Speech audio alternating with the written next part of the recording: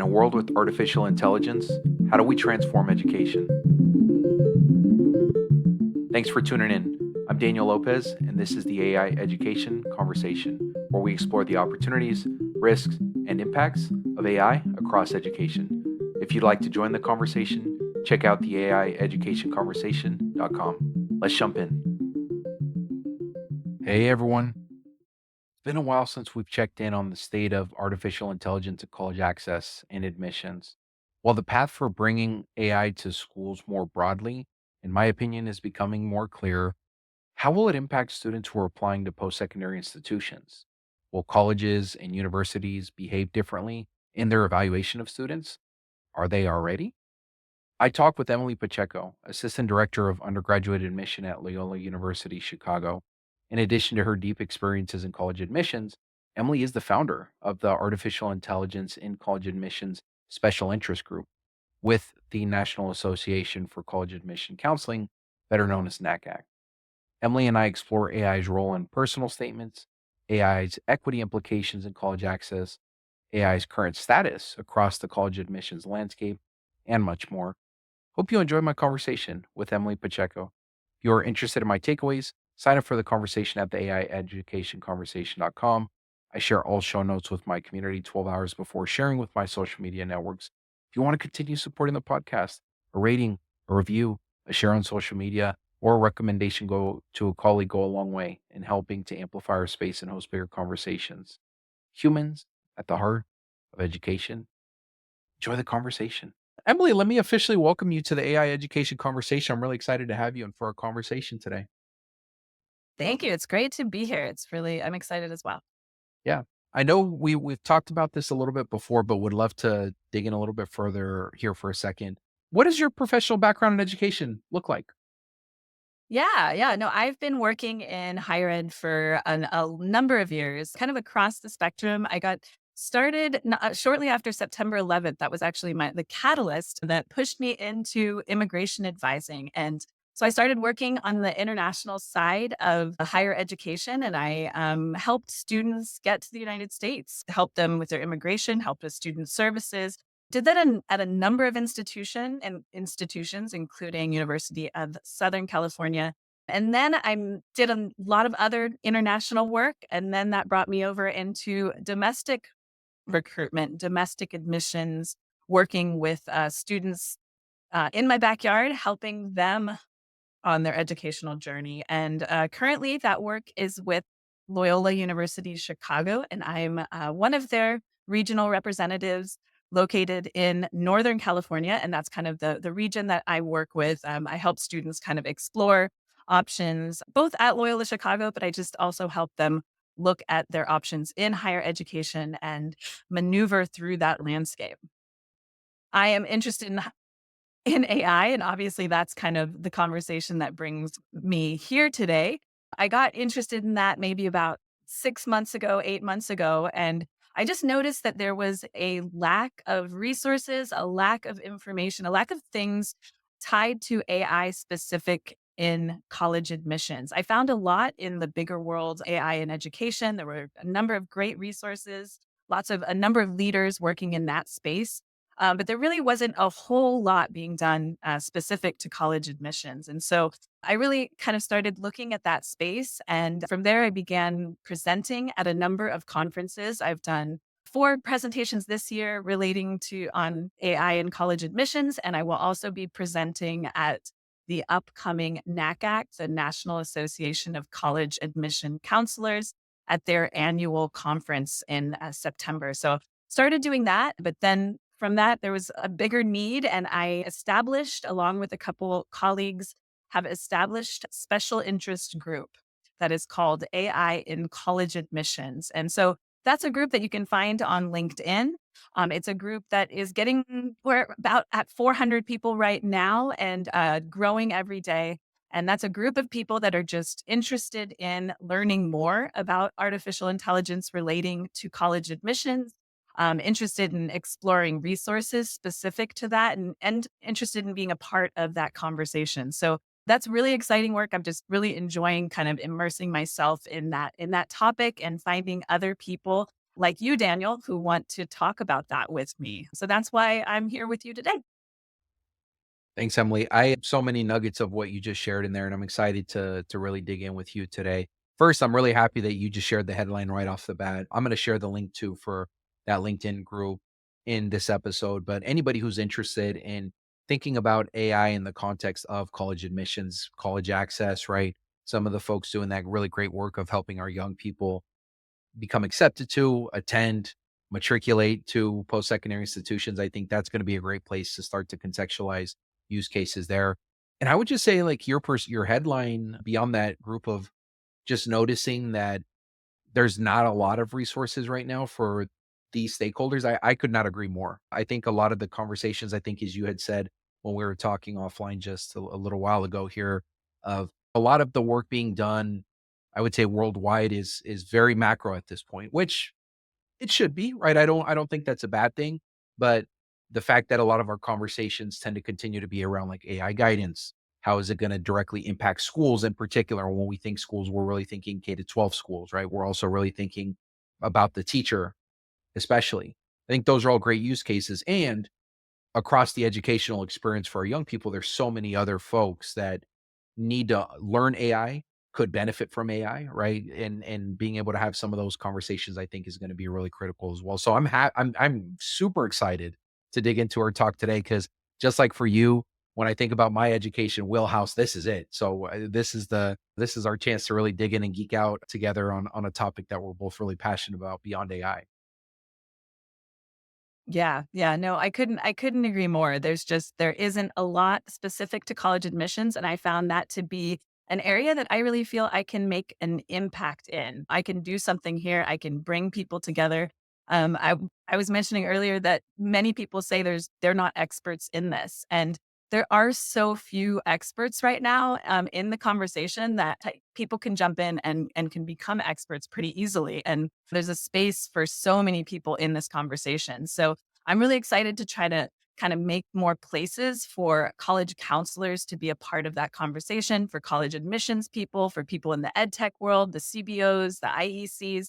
I want them all to come to the table and talk about how they're already using it and to learn kind of new ways and to make their work more efficient and really to free up time for more meaningful work with students. That's really the ultimate goal in all of this I see is just really to try to give more time for that actual work of helping students and take away kind of some of those more mundane and time consuming tasks that I think AI can really help us with. So that's what I'm trying to explore, figuring out how we could do that.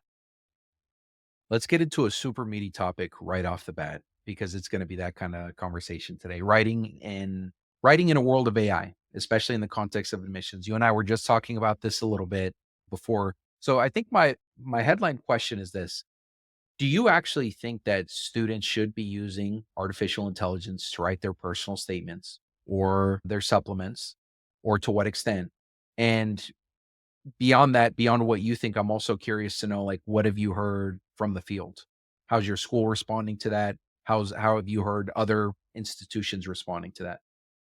Yeah, no, I think it's a great question, but I think the question a little bit it's a little off just because it's impossible for us to put this technology back. And we all have heard that, right? We all know it's already out there. And that's the reality is students are using it on essays. So I think I don't know. In a perfect world, do I wish that AI didn't exist? I'm not sure. I've found really great ways to use it, and I'm actually really enjoying using it. So I am happy that it's here.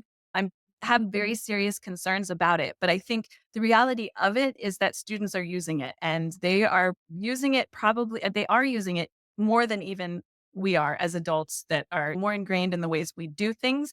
These are kids that are just learning how to interact with the world, just learning how to write. They are using it. This is a tool at their disposal. They are afraid to say they are using it. They are fearful of the response from adults in their world, the response of admission people like me, their college counselors. There's a lot of fear around using it. So I think, unfortunately, a lot of times what's happening is they're using it maybe in some right ways, but they're also using it in some inappropriate ways. And they're not getting the guidance that they need to learn how to use it. And that's really, really unfortunate. And that's really where this group comes in. This is really where my work comes in. We need to educate the college counselors. We need to educate the admission counselors, the people in these worlds, to teach the students how to use it appropriately, and that's just not happening. So I definitely also think there's great ways that AI can be used appropriately in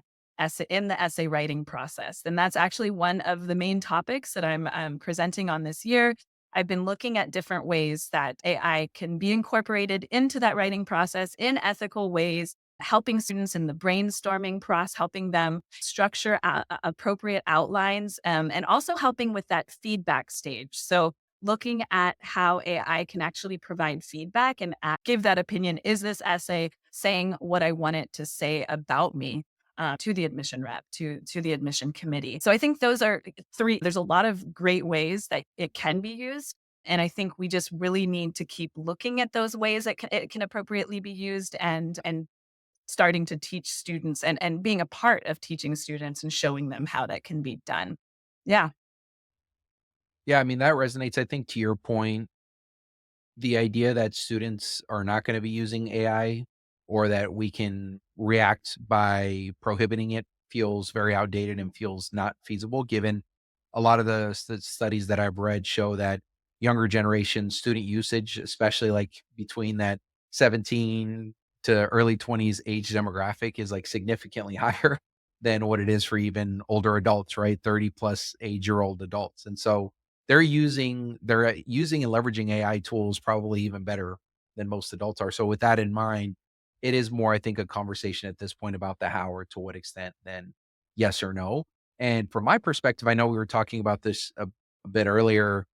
I really when so I've spent a lot of time throughout my career coaching and supporting young people with writing their personal statements. And when I think about it through the framework of what I think is a strong process for developing a personal statement, I usually think about it through a couple of key stages, right? I think about it through your like brainstorming stage, right, where you might then really be thinking about what is the main headline for my personal statement, the topic that I want to leverage, maybe some of the values or the themes that I want to really ensure in that statement.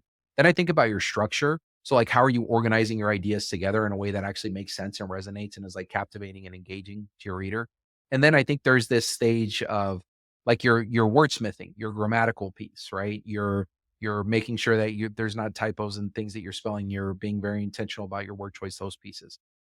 I mean, if I'm being honest, I personally have just found as I've really dug into AI and those stages, I feel like there are ethical use cases pretty much across all of those that you could use, right? That would be effective. In my experience, when I've read studies around students using I think oftentimes I'm hearing that they're using it in this brainstorm stage or in this, I want some feedback. Can you make sure that there's not words misspelled stage?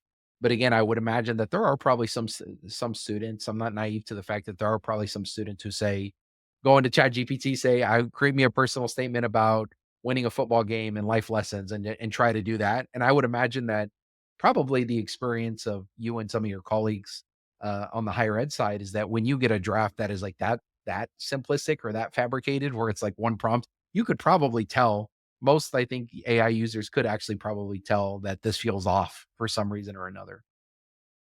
Yeah, yeah, 100%. And I think this brings us into kind of a big controversial topic within this, which is AI detection, right? And I think in AI in education, this is just a huge conversation piece of should we be kind of detecting the AI? And I think you're 100% right. If you ask AI to just create a college essay for you and you give it a very simple prompt, it create something that's not that great, very low quality. You read it and you can tell that this has been written with the help of AI.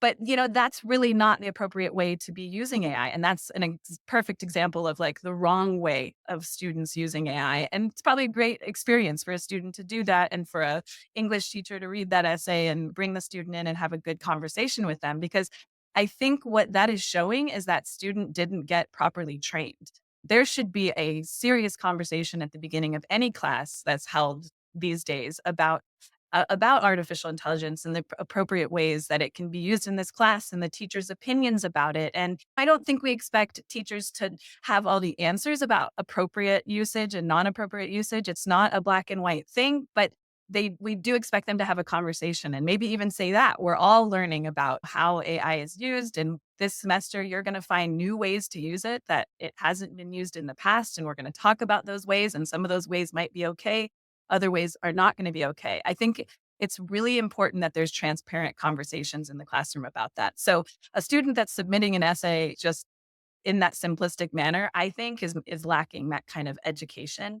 And but yes, it is definitely something we see in reading through essays. That's something common. But I do like to point out we just as often, if not more common, is to see essays that are written with the assistance of what appears to be a very expensive independent educational consultant, or possibly a parent who has a PhD and is also a college counselor on the side. And the truth is, we're not in the business of saying, "Hey, this looks like it's written. This student's parents have shelled out a lot of money for help to write this essay." We're not in the business of saying flagging that and putting it aside. We are looking for who the student is. We're trying to figure out if this student would be a good fit for our campus. We're looking at kind of that bigger picture, and it's very, very common for us to see essays that are written with a lot of assistance. And maybe that's just the student went through the right steps and had four adults read it and tweaked it and used grammar tools to make sure they didn't have any errors.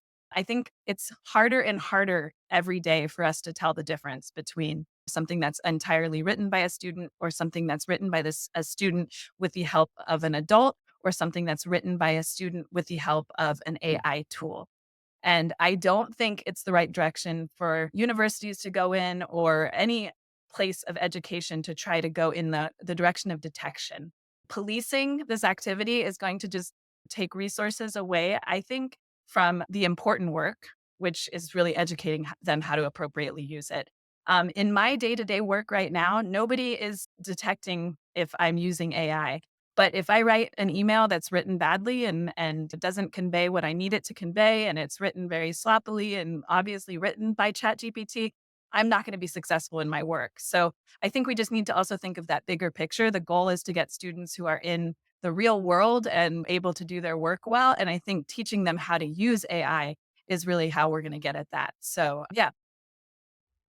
Yeah, that resonates so much. I mean, you dropped some big truth bombs, I think there. I think a lot of folks who aren't really deeply connected in this college access and success landscape like we are might not know this, but especially like think tapping into the work of my prior experiences and my current work with Fungal. A lot of folks don't know that when you look at some of the high schools across the United States, there's a vast disparity in terms of the resources and the supports that you might be counted on to support you through this college application process as you decide to apply to schools that you're really excited about. And one such example, as you were alluding to, is the fact that there are high schools today where they may have a college counselor or a school counselor, excuse me, that is supporting, let's say, a senior class of 300 to 500 students, and they're tasked with being that sole person, or maybe one of a handful of people to support them. And there's a lot of studies that show. I know in one goal we often talk about this too, how the average time seniors is supporting students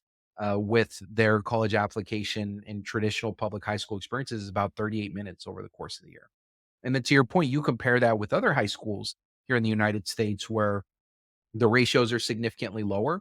So the staff that they have on hand are able to provide more of that small group or hands-on support, which would mean, to your point, it's kind of like a real in person that you get, which is probably going to be much more advantageous than a chat GPT because they're going to have 20, 30 years of experience to bolster their perspectives on how to improve those essay, the advice that they're giving. And then on top of that, there's other schools as well, other high schools where students even have the resources to, on top of that, to also be able to contract outside support to bring that in as well. So when you think about all those, if anything, ChatGPT can has the potential to be a great equalizer. So because now if I'm a student that goes to this high school where I'm one senior of 500 other students and I only have one or two college counselors supporting my senior class, maybe now there's other tools that could actually help me and give me more consistent feedback, because it's unfair to expect my college counselors giving me 3 or 4 drafts of feedback back on my personal statement when they may have to do with that with 400 other kids in my senior class, right? And so that is some of the potential there versus thinking of it as this nefarious tool that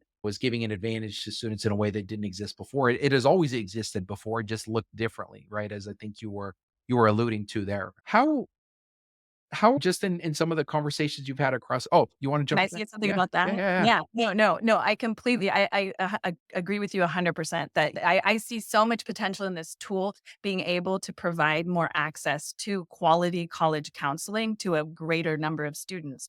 When I'm talking to a room of high school counselors, I tell them, I wish every student in the United States had one of you. I mean, that's the ideal world. Like, if we could figure out a way to give every student a quality human to work with them through this process. But the reality of the situation is the process is getting more confusing, more opaque, less transparent, more chaotic. And high school counselors have more and more students that they're expected to work with. So the solutions that parents have come up with is exactly people that have resources. You go and try to and get a real human that can help your student maneuver through that system. But that still leaves out a huge percentage of students that don't have access to either of those things. And I think AI can help. Now, what we have to be careful with is the next thing that can happen. What they're calling the next digital divide, where you have two schools. You have a school, both of them are using AI tools, but one school might be using better AI tools. And now you have kids that might have access to paid tools, a school that is able to access additional college essay writing specific AI tools or writing other kind of tools to help a kind of even a digital college counseling tool that can add that level of support at the school.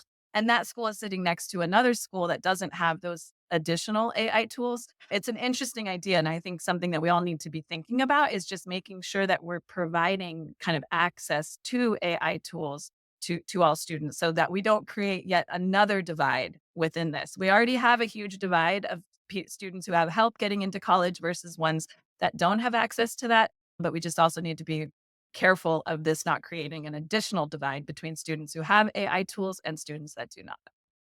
Yeah, I could not agree more. I mean, I think unfortunately it seems to like we're already trajecting that way. I know I've read a couple of recent reports. There was one that just came out. It was about this AI forum, and they wrote a report called "Wicked Opportunities." This was from the Center for Reinventing Public Education out of Arizona State, and they had alluded to the fact that there are already many school districts that tend to be your suburban Mhm. school districts that are really adopting and we're seeing higher adoption rates, right, with AI and some of the context of those. And it's mostly the larger urban centers that aren't adopting AI as quickly, and then your rural communities that are not as adopting it as quickly. And so in some ways, I think we're already see I think I've also seen some headline articles too where it's not atypical to see like in spaces like Silicon Valley where there was quite a few students take participating in like AI summer camps this past summer. Not really something that's existing in a lot of other communities outside of these highly affluent communities, right? And so again, thinking about the compounding effects of a lot of these small opportunities that exist, what that might ultimately end up doing. And so a lot of what you're saying, I think, resonates here.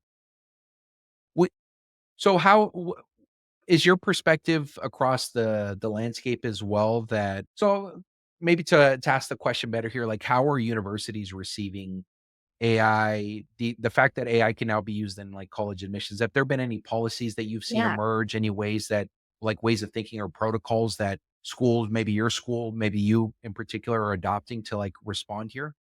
Yeah, no, it's a great question. There's definitely a spectrum of what universities are doing in terms of policies relating to college admissions. On the one end of the spectrum, you have the Georgia Techs, and they are definitely leading the front. I think you've talked to Rick Clark before, and I mean, he is just the pinnacle of like really doing a lot within college admissions and AI. And they have a wonderful policy, just a really clear policy saying, we know that you're using AI, we expect you to use it in appropriate ways and just providing some guidance in that. And I think that's really very few universities. I have had trouble finding 15, 20 different policies. I think I've only found about 5 different policies relating specifically to college admissions. You find a larger policy at most universities relating to how AI should be used kind of by the larger campus. But I know we need policies at the level of college admissions. On that spectrum, at the other end, you have schools like BYU, and they have come out with a policy that just blatantly bans any usage of AI in you're in that college essay or in that college application process. They also go further and say they ban you from paying for any assistance applying in your application process. So to me, they have basically eliminated 100% of their possible applicant pool by those two statements. The only way you could possibly apply is by paper and pen by yourself. Because I mean, I even make the point like a student who's at a private school would not be able to apply to BYU because technically they've paid for college help. But yeah, they've made a very clear policy of like no AI usage, which is just kind of not very clear across the spectrum to kind of the Georgia Techs. And unfortunately, most schools fall in the middle where they just aren't doing anything. I do actually commend BYU for coming out with something because I think most schools are kind of taking the stance of we're just kind of waiting to see what happens in the world and like not quite sure what we want to say yet. And I think that's a really dangerous place for universities to be because by not saying something, you're saying something very loud and you're making it very difficult for people to learn how to appropriately use these tools. So I talked a little bit earlier about that fear that students have, that fear that college counselors have. I really find I think that's very related to universities not clearly stating what their expectations are in terms of AI usage in college admissions. If you're afraid that the university, what they feel about this, how it's going to be viewed, you're not going to say you're using it, you're going to lie about it, and you're also going to use it in inappropriate ways because nobody trained you. So I think it's really, I'm hoping that I'm going to see this change. I'm expecting, I know we're in the beginning stages of all of this, and I am hopeful that more universities are going to kind of step up and say, okay, we need to add this statement in our college in the admission policies, just really making it clear that we understand students are using it and we expect you to use it appropriately. That's the real world. That's what universities need to be saying.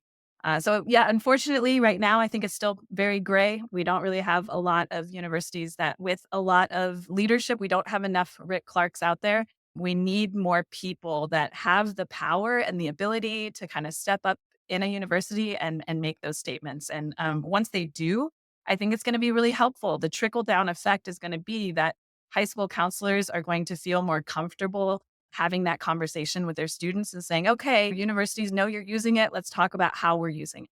And then, therefore, students are going to be, I think, much more likely to be using it in appropriate ways, which the end result is going to be that they're still learning the things they need to learn. Because what we're not trying to do is have AI replace any of the learning. The learning still needs to take place. But what's going to happen is it's going to take place in a different way. We're going to change how students are learning. So we need to begin having those conversations of how do we adjust this? What's it going to look like? Making those changes so that AI can be a part of that learning process. Part of what I also think the emergence of AI might be signaling, which I know can be scary for some, but I think could also be exciting and be a game-changing opportunity is maybe the signal rather than developing a policy or to your point, like putting your head in the sand and saying like there's no usage or like trying to default to detectors or some things. Maybe it's also an opportunity to change what the process looks like, right? If some of these ways are very prone to being able to like leverage AI tools, some folks unethically, and it's just kind of prone to it. An example of that would be, from my perspective, I think probably the most powerful tactic I had when I was working with students on the personal statement process was really grounding for them that the personal statement is probably one of the only opportunities you had up to this point in your life to like really talk about yourself and to share some things about yourself that feel deeply personal and feel like they really align and highlight like the connection of some of your experiences with your values. And I think when I had those conversations with students, and I mentioned to them, it's going to be difficult to write this because it requires a tremendous amount of self reflection, I think, to do it well. But it's also can feel very liberating in that process and feel very exhilarating. I think many students bought into that. Not all, but most. But as I think about that, I think about the intention behind the personal statement from the higher ed side. Fundamentally, the personal statement alongside the application, it's really about getting to know the student, right? And it's about thinking about how they would fit in on a college campus, where you see them, types of things you see them being involved in, trying to get a sense of like how they think. I think it's also about the academic rigor piece, right? And being able to see like intellectually, like, can they hang right in the our post-secondary institution? But I think my thought is the essay is not the only way to do that. Like a student could record a podcast and submit that. And I think it could demonstrate those same things. I think there's other ways to do that as well. I'm wondering from your perspective if you personally noticed any opportunities to change what admissions look like and how we do it to engage in this, or if you've concretely even seen some universities who are already responding by changing the playbook. Yeah, I think there's a lot of opportunity to rewrite how we do this. I think we need to ask ourselves, I think universities need to ask, like, what's the goal of this application process? And obviously, that's like to build a good incoming class, the appropriate incoming class, an incoming class that's going to be a good fit and meet the goals that we have as an institution. And I don't know if the current process is the right system to do that. What I do know is this system is very slow moving. Anything that happens in higher education takes a long, long time, and change is not something that's quick within higher ed. And so I think there are much better ways that this could be done. And I'm always thinking about those ways. And I think you mentioned a few of those. There's a lot of different ways that I think that things that could replace the essay that would do a better job of helping show who the student is in that application process. Are we ready to make those changes? I don't think it's not happening this fall. I can guarantee you that. But it is something that I'm hopeful that this conversation talking about AI and looking at what AI means, in the essay writing process, I'm kind of hoping that's going to edge us closer to being able to make those changes. AI moves very fast, tech moves very fast, and I am very concerned about higher ed's ability to keep up with that. I don't know when or how exactly we're going to be able to kind of rewrite that application system, but I do see a huge need for it to be done. I think probably where it's being done and where it's probably where they're able to explore it on in a more innovative and interesting way is probably these smaller kind of like boot camp, like a boot camp school or an online course or these kind of other things that require people to go through an admissions process, but isn't a 4-year college degree. I know that they are utilizing one of them that I know from years back was called Initial View. And Initial View was a product, a tool that would provide an interview with a student. And we use that for international admissions. And I mean, it's just that was so necessary. I mean, a student can take an English language test and still not be able to hold a conversation at an undergraduate level or a master's level. And that was one of the tools and we were doing that at UC Berkeley Extension. That was an area where we were able to kind of explore that, trying these innovative tools. It would have been much harder at the UC level, like for an undergraduate admissions office or the graduate UC Berkeley admissions office to make changes like that. I can't imagine the steps that it has to go through. So yes, I am hoping that this will bring us closer to that, to being able to kind of make some meaningful changes to the college admission process.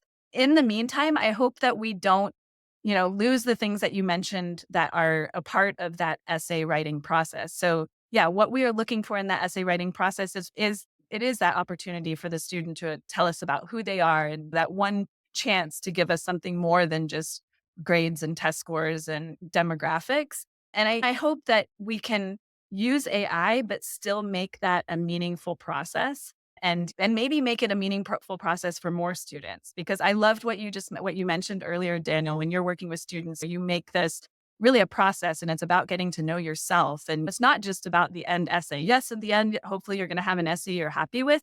But really, I feel like you also hopefully have felt like you went through a really wonderful therapy program, right? Like it's this like personal reflection of who you are and who you want to be and who you see yourself becoming in university. And that process, I think AI could actually bring that to more students. Right now, it takes a person like you, Daniel, or a good college counselor, somebody to work with a student to really make that the essay writing process. But I am seeing these amazing tools. ESAI.ai is one of them that is kind of working through that essay writing process as a journey, but as an AI tool without a human behind it. Yeah, to your point, I mean, it's so important that every student I think gets to have that experience. That's also why I'm just so excited to work with One Goal because I think for the schools that we do partner with, we do work with students in 11th grade and then they get to have just a longer runway to be able to think about their strengths, their values, their passions. And obviously, as you will know, as someone who's read a ton of personal statements, usually when a student has done that self reflection for a long time, it shows up in an essay. You can really tell the students who've thought about their pathway, where they're going, how all of those dots connect versus a student who is just kind of starting that or maybe jumped into senior year and is like hard pivoting into this process, unfortunately, because most of their educational experience was being catapulted into English and then math and then science and history without a lot of other opportunities to step out and really think about their educational experience outside of these like core electives or those standardized tests that need to be true in like the day-to-day educational experience. So yeah, I think the more opportunities we can create to, equip our staff and provide tools that students do, I think that's great. To that point, I want to make sure we throughout this episode, I think what you and I are both very uniquely positioned to bring in this conversation is contextualizing very specific use cases around AI with some of the stakeholders that we're connected with. Because to your earlier point, there's not a lot of that right now. So I think where we could drop gems, I want to invite us to do so. So with that in mind, I'm wondering if I could pass the ball back to you for a second to think about your colleagues in higher education, maybe in admissions specifically. Based on your experiences leveraging AI, like what are some of the use cases? What are some of the ways you think AI can make their lives easier, right? Beyond the admissions like beyond the student experience and the admission. Yeah, yeah. So really my work is not so much at there's so many different uses at the more higher up level, meaning at like the dean of enrollment level. I mean, the way that this can dig into data and help drive recruitment strategies, I mean, that's at a different, when I say it's at a different, definitely a different pay grade than I'm at. And so, but what I am really exploring is how it can be used by the people like me, the people that are on the ground, the admission counselors who are the eyes and the ears of these admission offices. And we're the ones that every fall we go out. We're road warriors, October, November, just visiting September, October, November, visiting high schools. We're reading applications from early November through March, April, May. We're driving enrollment, trying to get those yield numbers all spring into summer. And basically, right now, I'm still talking to students who are coming to campus in another week to 2 weeks. We're kind of hand holding to get them onto the campus. So our work is so cyclical with like really different tasks all throughout the year. And I'm every month I'm finding new ways that AI can help me kind of streamline a lot of the more tedious, like mundane tasks. I mean, one of the tasks that I'm asked to do often is in our inbox. So we have a general admissions inbox. We get hundreds of emails there each day. And I have really freed up a lot of time using AI to help create drafts. And in the past, yes, people are like, well, don't you have a draft saved snippets or saved drafts? But those would be addressing one question and it wasn't addressing the email at hand. And most of the time, taking a drafted email that is kind of answering a question and tweaking it really took more time than just rewriting it. But now with AI, the way that it can just kind of look at all the 8 different questions that a student has about Loyola Chicago and about horse riding opportunities within the Chicago area, it comes up with a great draft on that. It does need a human. If you did that yourself and you read the results, I'd say it's usually about 80 to 85% accurate, maybe sometimes 90%, but I'm very easily able to kind of just quickly make those adjustments. So that's a task that would historically every 10 days take me 5 to 7 hours of work. That's definitely shaved off 3 to 4 hours of that work. And what that means is just I have so much more time to do the fun, meaningful work like this. I mean, it's freed up time to make it so that I can build this community around AI and college admissions. It's made it me being able to just think about these ideas. I've had more time to do that, but it's been helping in so many different tasks like that. I really have looked at it as having. I've worked alone as a remote worker for many years, basically since 2010. I've had a few years where I was in an office during that time, but I've been in my own home office and I've learned how to work by myself, but I'm always really jealous of people who kind of like have coworkers where you can, hey, what do you think of this? Or can you quickly read over this? Or how does this email sound? I now have that. I have a friend, a colleague, an assistant, an intern, some people call it, I have that with me all the time. And it's someone I'm definitely like, I'm constantly kind of giving it something. And what do you think of this? And is this a good idea? What should I do about that? And it is very extremely helpful in kind of a lot of these day-to-day decision-making things that I'm trying to do. And so it's just made it so that I can do so much more in my day-to-day. I would never have presented at 5 conferences this year if it wasn't for AI. And that's just because of the way it gave me so much more time to be able to do it, but it also made the process so much easier. And, all of the steps, those really time-consuming steps to getting your proposal submitted, coming up with a title, figuring out who you're presenting with, getting accepted, then figuring out that whole presentation. Every step of the way, AI was my assistant and my partner and helped me do that.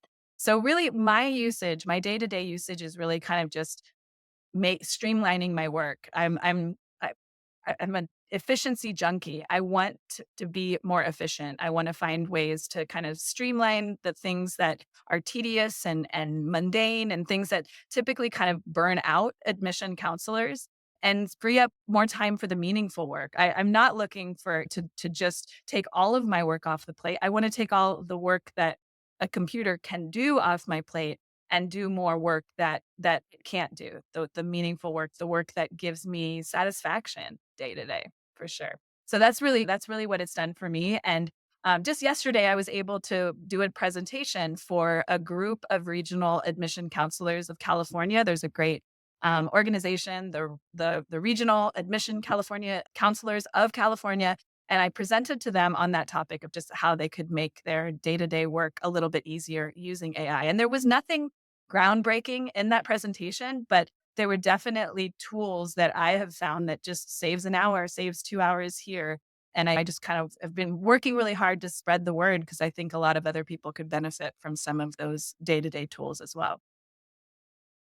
Yeah, I mean, that resonates so much. I think obviously like our aspiration for AI is much greater than efficiency, but we also shouldn't take that for granted, right? Because when you think about everybody in college admissions and educators in a school building getting, let's say as an example, 4 to 5 hours back in a week that were saved because of leveraging AI tools. I mean, that compounded over an entire school year. It's a massive amount of time that was given back. That's a massive amount of things that now you could have done, whether it was working on that longer term project that brought you more joy, going home to your family, getting sleep, right? Any of those things that can make a difference for the many great people in higher education as well as on the K to 12 side doing this hard work. And we know that one of the biggest and most valuable resources in education is time. And so giving us time back is just such a critical way to I think, create that transformation or inch towards it in the way that I think we all feel like the system needs. Mhm. Yeah, we were talking earlier about letters of recommendations, and that is a hugely time-consuming aspect of almost every college counselor's role. And the idea that they spend a huge chunk of their time with their door closed in the fall writing those letters, we all agree it's meaningful work and that they need to have those letters done. But the idea that you could bring in this tool and take a process that has been taking a teacher 2 hours, 3 hours per letter and bring that down to a process that could take 15 minutes, 45 minutes, maybe up to an hour, and come up with the same quality of letter is pretty powerful, what that would do to being able to provide more access to high school counselors in terms of that extra time that they now have after utilizing those tools.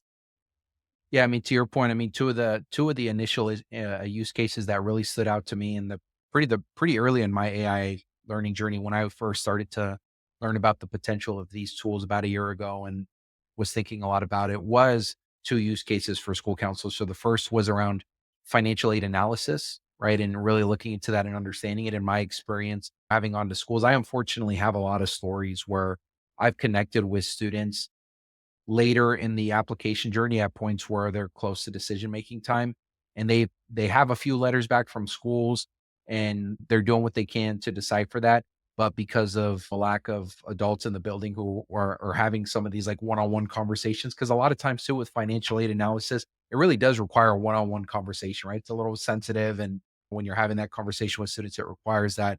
But the impact of that is you sometimes have students who are getting letters back and they don't really understand all of the components there, right? They don't really understand the true cost of what it's going to be to go to this school. They don't understand how much of money they're being given. That's free money, that's loans, that's scholarships, all these pieces. And, I've had a couple of just stories, unfortunately, where students were so excited to go to schools and then they ended up really looking like they weren't gonna be able to go because they had massive gaps, and they didn't understand that they had those gaps, and it really broke my heart, and early on, I actually noticed, and I shared some of those learnings on prior episodes and on my LinkedIn that you can do a couple of things related to financial aid with AI to really support this. Number 1, you can actually set up a role play where you are working with, your students, and they're able to input those individual numbers there, and then the AI can have a back and forth exchange to really break down each of those components with the individual student if you wanted to.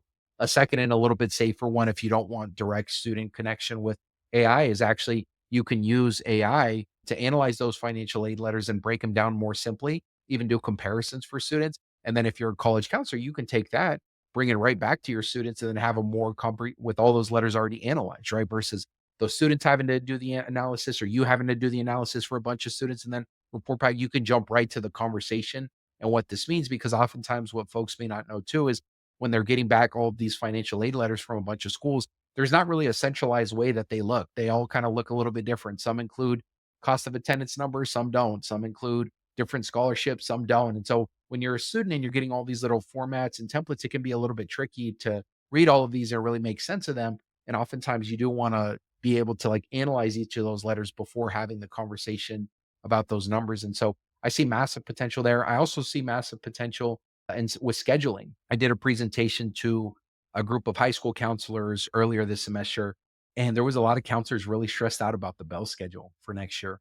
And I noticed that.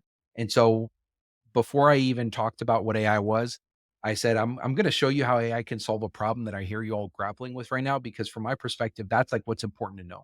And I walked up and I was using ChatGPT, and I basically walked through and said, you're an expert in developing schedules for public institutions for comprehensive high schools. I want you to give me 3 scenarios for a bell schedule that starts at 7:15, ends at 2:25, one that has double blocks, ones that has lunches at this time, and then one that has elective periods at this time, and go. And so I did that. It worked. It generated those, and everybody. I was looking at the crowd because I already knew what was going to happen. I've used AI for a long time, so I knew what was going to happen. I was looking at the people, and the look that I saw on their faces was it looked like cavemen just discovered fire, right? It was like that bewildered look of like I didn't know that it could do that. And I didn't know that that's what we were talking about when we said AI.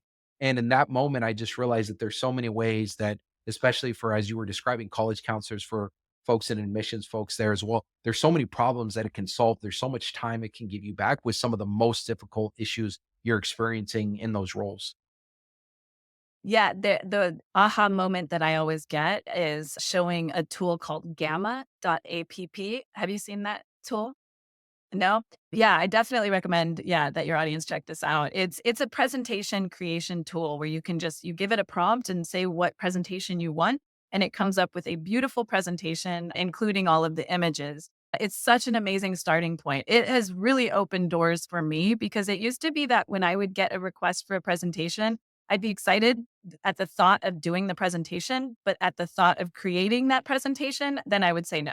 Because I just was like, I'm not a graphic designer. I want it to look good. I don't have access to a designer to make it look good. And what this does is it makes a presentation that looks good. It makes a presentation that 75% of the text is good. It definitely needs a person.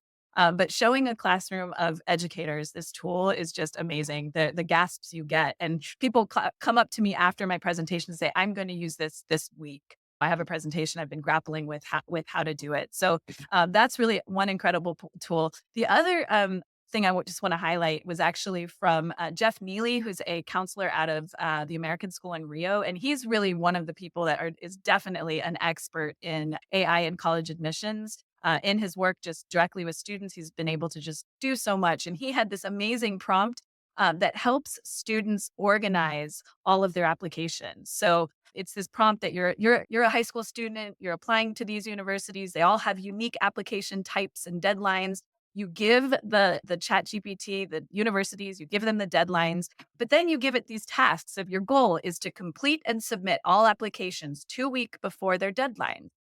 I am to create a comprehensive schedule for you in a table format. indicating the university, phase, start date, due date, submission, and actual deadline. You get the idea. This is just like a really thought out prompt to help create a calendar to help students know when they need to start their application, when they should be working on their supplements. It also took into account different holidays that the student has or dates that they couldn't be working on the application. And then it creates it in a CSV format that could be uploaded into Google Calendar. And Jeff says these types of prompts take him hours to create because he's constantly like creating them and tweaking them and trying them with students. But it's really amazing what these tools can do. What they can really do is mimic the high school counselor. I mean, this used to take a counselor sitting with a room full of students and saying, now we're going to create our calendar for the next academic year to get you guys to college.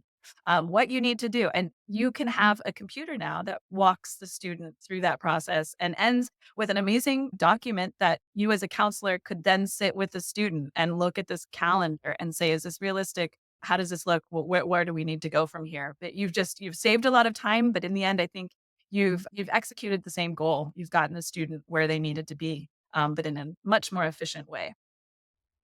Yeah, no, you're absolutely right. I mean, a lot of folks may not know that the college application process, one of the biggest challenges is nowadays so many students are having to apply to so many universities because it can be very selective out there. And so it is not atypical to have some students, especially some more like students who have like higher academic transcripts who are applying anywhere from 10 to 20 schools during a season. And that, as you described, that's different deadlines. That's a different number of essays you have to complete. That's all those things. And in many ways, it's like taking an whole other class. And so being able to use AI to really just help you come up with your game plan and think about that so it doesn't feel so overwhelming. I can imagine how that would create a drastically different experience for some students in terms of how they're just grappling with all of those different pieces. Uh-huh. Yeah, yeah, there is some hope in a time when college admissions is feeling pretty hopeless or chaotic, and really it's gotten more and more complex year on year. Applications to each institution are going through the roof. Competitive schools are turning uber competitive. And what you mentioned is exactly what's happening. Yesterday, in a group of 60 students, I had 56% say they're applying to more than 10 universities this next year. And 87% said they're very overwhelmed by the process. Now, I can't claim a correlation between those two things, but to me, it seems pretty obvious. The more universities that you apply to, the more stressful that process is obviously going to be because the work you're compounding the work. The already difficult work is just getting more and more difficult with each application because each of those applications requires different things, different deadlines, different everything. So yeah, it's just a lot to put on students. But there is hope that these tools are coming along at a time that maybe can help alleviate this process. But we're still seeing how that plays out. We do hope that this doesn't just create more work for all of us, as technology sometimes can do. But yeah, we really want to try to find ways to kind of make that process less overwhelming for students and also ideally more successful for both students, helping them find the right school, the school that would be a good fit for them, and also for universities building the right kinds of classes that they're looking for. Yeah. To take a little bit of a hard pivot at this point, what I'm also wondering is we're both in the experiences of helping our young people go to post-secondary institutions, right? With the goal that they're going to be prepared for life after education, right? Life after formal education. Are you thinking that with the emergence of AI that higher ed needs beyond like how they decide to directly apply AI tools into like their workflows, that they also need to be thinking about the types of skills or competencies that they try to prepare students with in a world of artificial intelligence?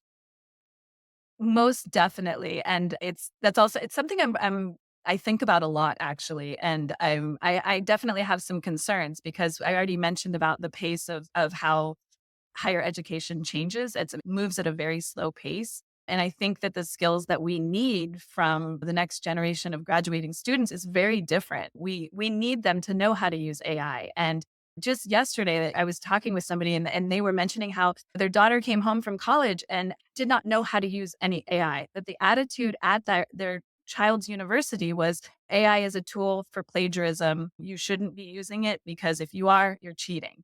And so the student came home now in the stage of looking for a job and was not utilizing any of those skills. And to me, I mean, that student is not prepared for the real world. That student, the employer will expect them, I think, to use AI, to use tools that help them to be a better employee, to help them be more efficient, not to help them cheat and plagiarize, but to help them be better at the job that they're going to get in the real world. And so I think it's really, really important that we're looking at how we are teaching our students. And honestly, I think K through 12 is probably doing a better job of this. I just think they are in integrating AI. I know it's not happening.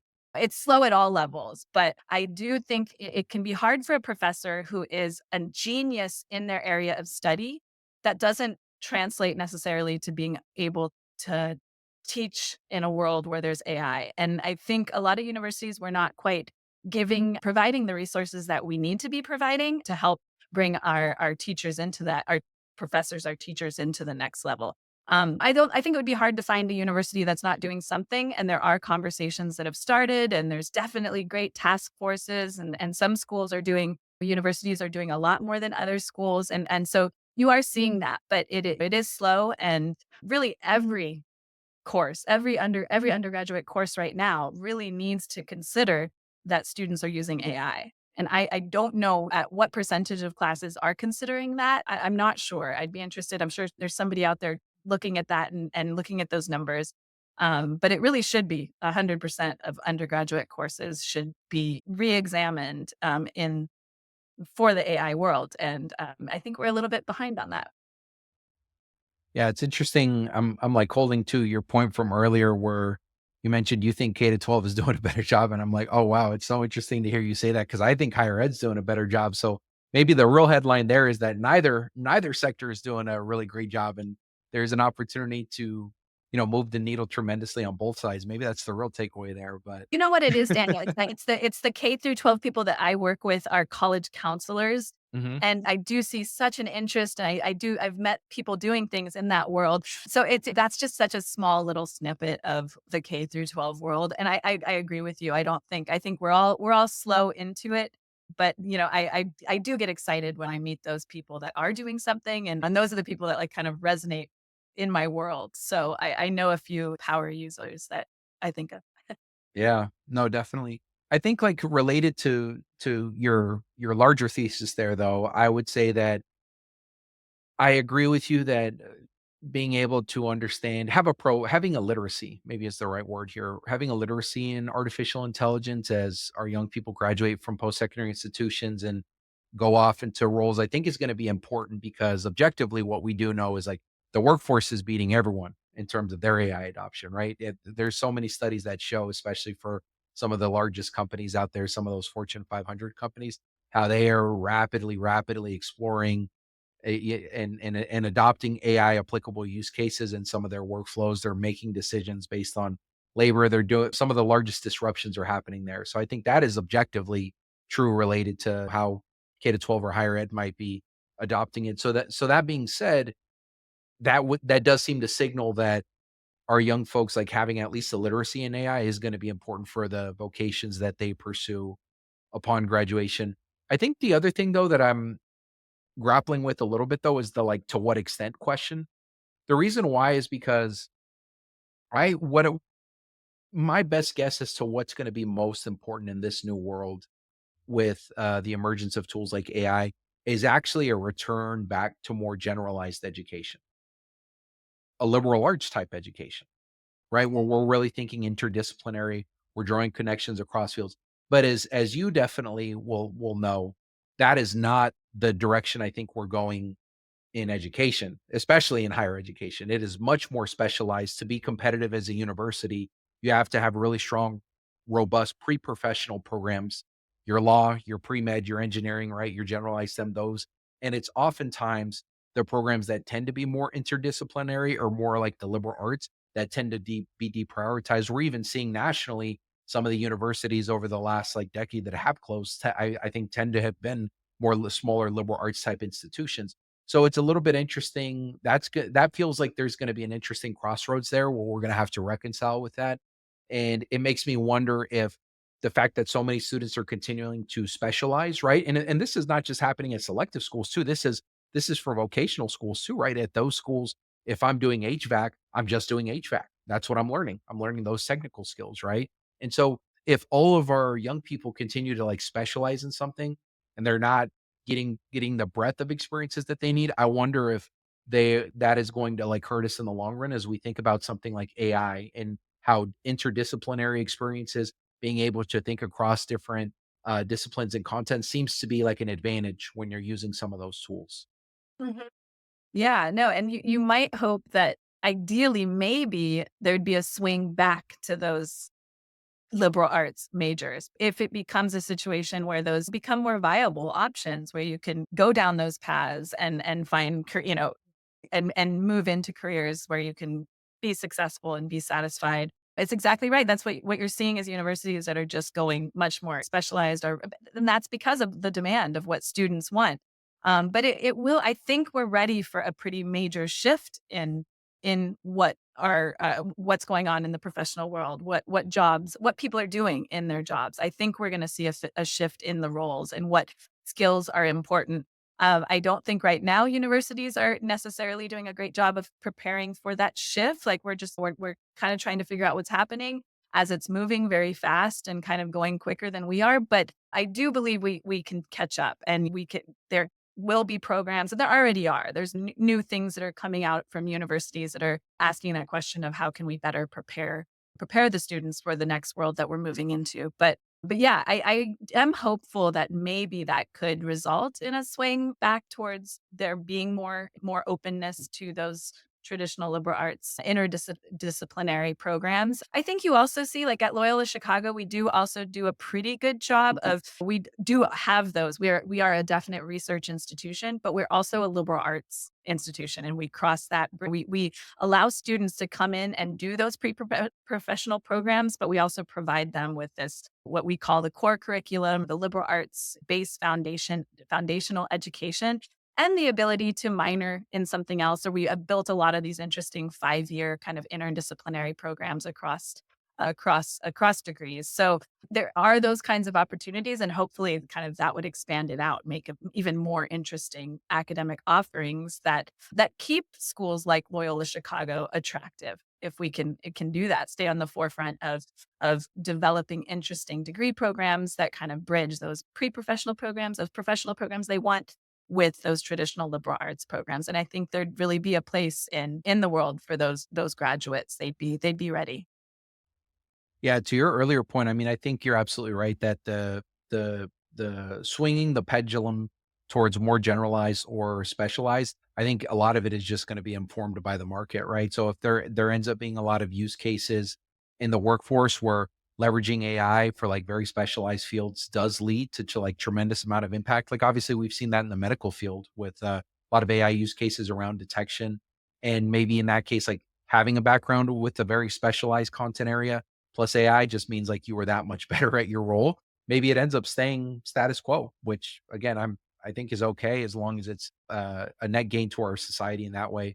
I think what it's also making me think though, what you're bringing up is also making me think is the fact that it also makes me wonder how if this even before AI became a thing over the last couple of years, I think there was already a little bit of a movement towards questioning the value of a 4-year degree, right? And like wondering if we really need bachelor's degrees for a lot of the jobs that we say we do, right? And I think some of that, obviously, the decisions there, I think tend to oftentimes be like led by the workforce, right? Where they, on some of the jobs that they might have, they might like deprioritize some of those requirements. And then that leads either other companies or then sometimes even policy coming out to do that.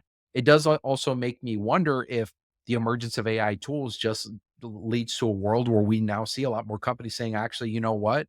You do need to have like a certain set of skills and base to get there, but that requirement maybe now is a little bit lower than what it used to be, or it looks like the baseline is different because of these AI capabilities we have. And it makes me also wonder what the existential role actually for higher education is beyond high school with AI tools. I don't think that story is written yet, but to your point of higher education tends to move a little bit slower in making like big decisions because of the complex systems at play here, and recognizing that there is a pretty large existential threat looming that I think that they have to grapple with and answer.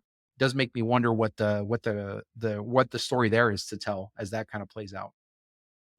Yeah, yeah, no, I am hopeful as well that this could result in there being more options for students, because I just think that many students right now just feel it's either you go to university or what, and me as a parent, I have a child. My conversation with my son is school ends after university. That's just that was the conversation. That was the way the conversation was held for me when I was a child, and that's the how I talk about school with my son. It goes through 4 years of university. And I'm hoping that maybe that can change. I mean, I would love in a few years to sit down with my son and say, "No, look, there's some other great viable options." And I know there are. I'm not saying there are not any now. It's just for the a lot of the students that are looking at the college route, they don't see any of those options. I mean, a lot of those students only see 15 universities as options, let alone there's so many different options out there, but they're looking at the top 15 most competitive, and that's it. Like, this is what I'm looking for, or what am I going to do with my life? And I just think that conversation, it's gotten more and more that way, unfortunately, instead of it kind of getting broader, being like, oh, there's lots of great universities out there and other kinds of trade programs and other gap year programs and paths to just, to launching yourself after high school. It feels like it's gotten more and more narrow, unfortunately. So I don't know. I'm not sure what the solution is for this, but I am hopeful that maybe with kids being able to learn some of these AI tools,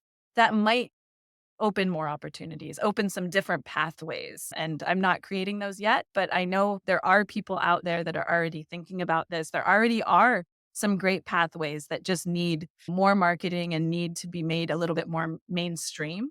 And I'm hopeful that that might be kind of a shift that we see in higher ed. And I don't think Yale's acceptance rate is ever going to go, below 10, get less than 10% or more than 10%. But I still even think with there's still a lot of space for other options to emerge.